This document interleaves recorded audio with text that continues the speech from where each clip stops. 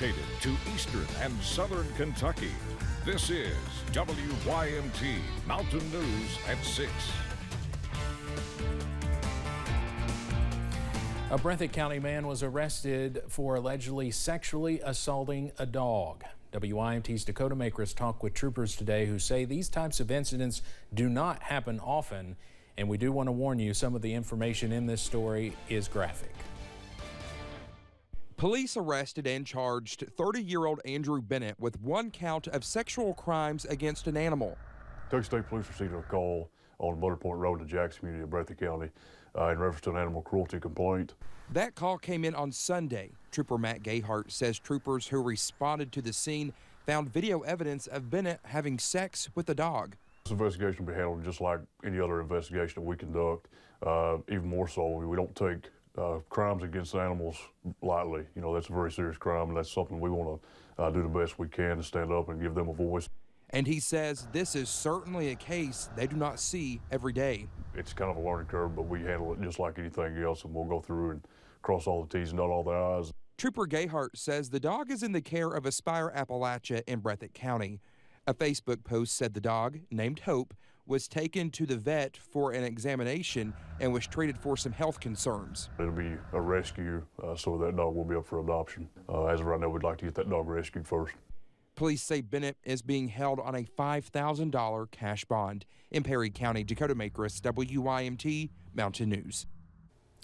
We did reach out to Bennett for an interview for his side of the story, but he declined. Trooper Gayhart tells us Bennett's preliminary hearing will be later this week or the first of next week. 21-year-old Jackson Baker of Gaze Creek is facing criminal charges after an alleged incident at the ARH Psychiatric Center in Hazard was reported to police. Baker is accused of first-degree sexual abuse and unlawful imprisonment.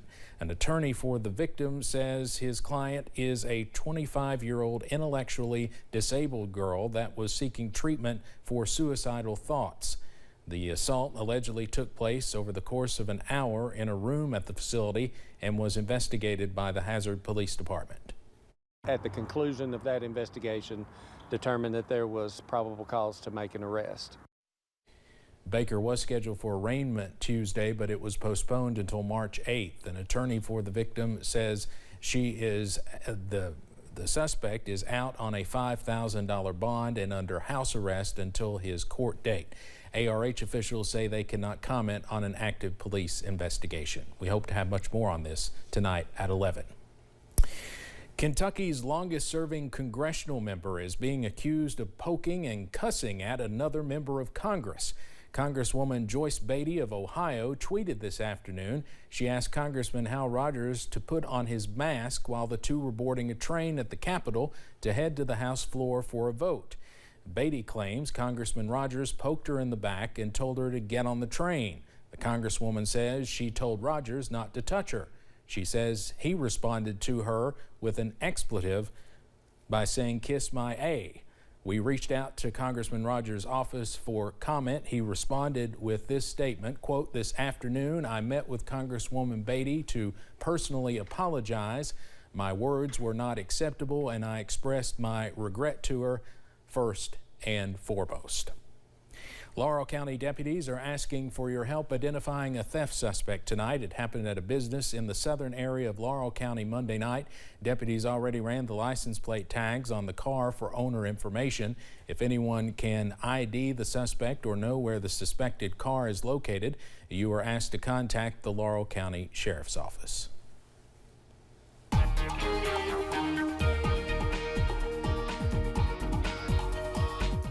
Gorgeous evening around the mountains as we quite literally watch the sun set. Well, in 15-second increments there from our camera at I-64 at Moorhead. Live look there, close to live look. The sun just dropping below the horizon within the last couple of seconds. A beautiful sunset continues out that way. A little bit busy on the interstate at this hour. At this moment, at least. The sun still slightly above the horizon here in Perry County, Buffalo Mountain. Either way, beautiful contrasted colors from the oranges along the horizon to the blues up into the sky. Mid-40s out there in downtown Whitesburg. At least the sun has set, at least from the downtown vantage point. Upper 30s already right now out in that spot. You see, Pine Mountain, usually one of our cooler spots. Wise already at 37. Everybody else has now dropped below 50. We're into the mid and upper 40s around the mountains. A clean sweep on Pinpoint Doppler, just like we've been talking about. So as we head into tonight, we're a bit milder. Many of us maybe not dropping below freezing as we head through tonight, but we've still got plenty of calm conditions on the way. I'll have the details on when a few showers could try to return to the forecast coming up in just a few minutes. Steve?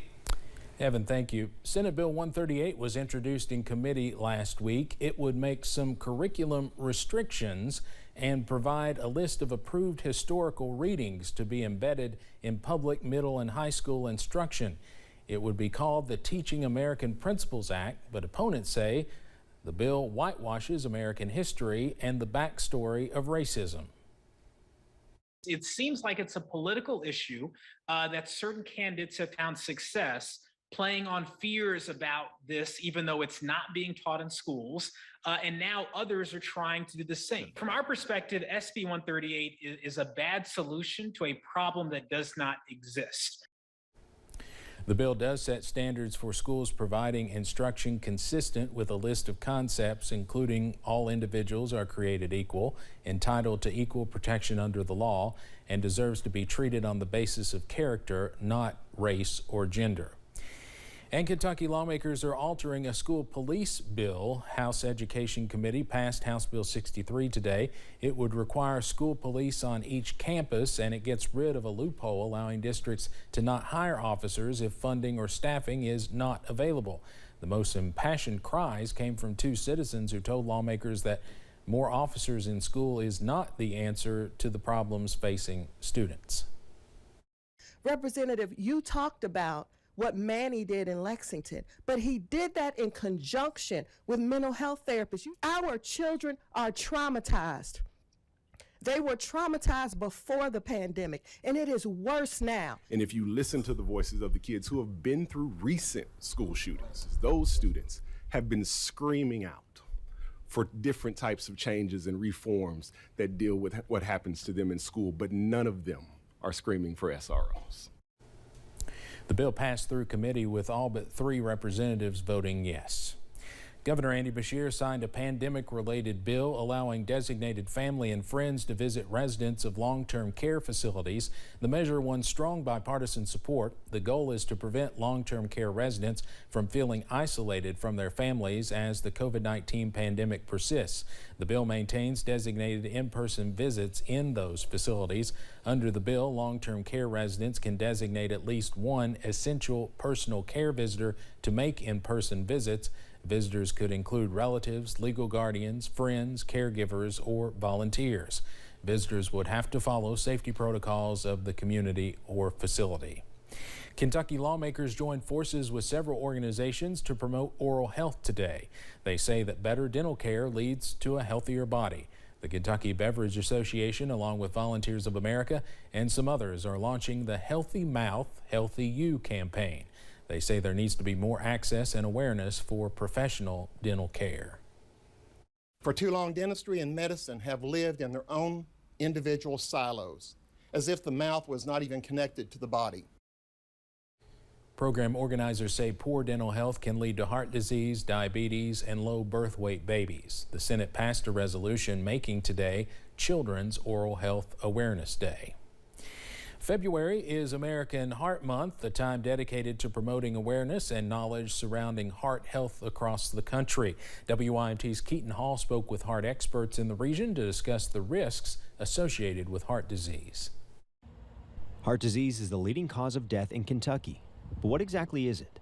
When we talk about heart disease, it's a multitude of things. It is heart attacks, heart failure, just peripheral artery disease, a lot of different things. Stroke and arrhythmia are also conditions related to heart disease.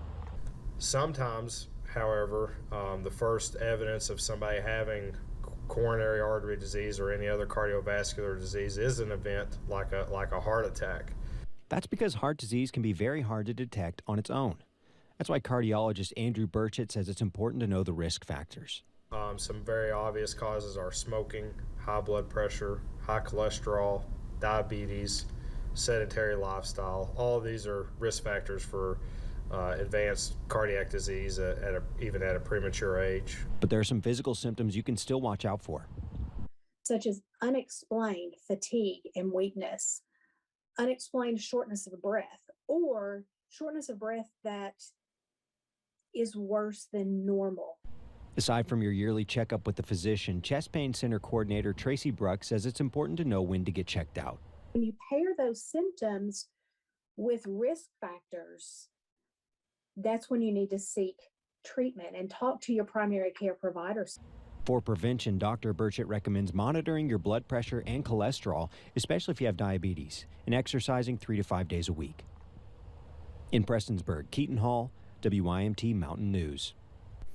Dr. Burchett also says family history can be a significant indicator if you are at a higher risk for heart disease.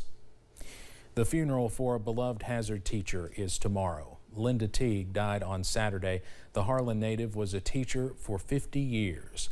She was a longtime English instructor and speech and drama coach at Hazard High School. The visitation will be Wednesday from 11 until the funeral at 1 at the Mother of Good Counsel Catholic Church in Hazard. I was honored to be one of her students. Linda Teague was 74. Well, the forecast can be summed up like this: sunshine, sunshine, sunshine, at least for the next 3 days, and a decent summary of the 4 after that. Got the full 7-day breakdown on the way. WYMT News app offers alerts on breaking stories as they happen, customized to the categories you choose.